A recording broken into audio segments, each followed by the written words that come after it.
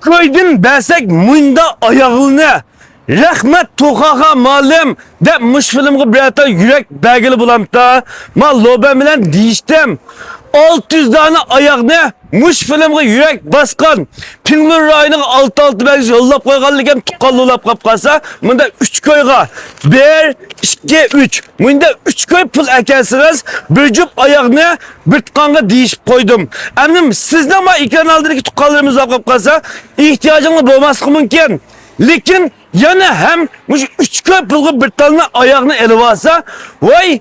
Şunda ezen elib aldım ya da köngli lip bile hoşutkan adamlar etrafımızda buluşa mümkün. Bolsa birata yüreklerini ayımay bir koyanı tukalla 600 tane ayak birisi 3 köyden ondan başka 10 köyden değişip koyduk bana bunda ayak kıllıvasız 10 köy mişeri bir töküm ba ambadım ba açıksa bu ta açıksak bu ta has küçük vanlı gibi açık vardı ben çoğun adamın mu ba mo 47 mesela 38'den 47. numara çoğan bunda yazlık ayaklı mı ba 25 köy kıllıvasız muş ayağının üzeri 30 köy kıllıvasınız bu ta şunda inik ayakla bunda ayakla siz üzünüz kızvallı olsa düşünürsünüzler.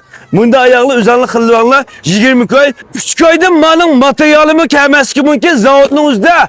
En tuan haleti değişip koydum tukalla. Beni gönce kumakalı çokum gönce kullanla. Bunun başka yeni faydalıklarına çıkıyor. Beni yürütme. Müşü dükkanının ornu nerede sanla.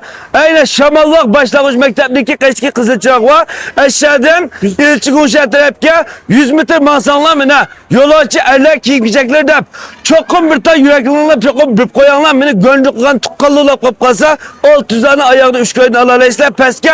Müşü o bendeki doyuluysa aytak koydum. Kan da yapıyoruz peskip. Desenli bu top ayak lazımını yakınlamak mı? Rahmet.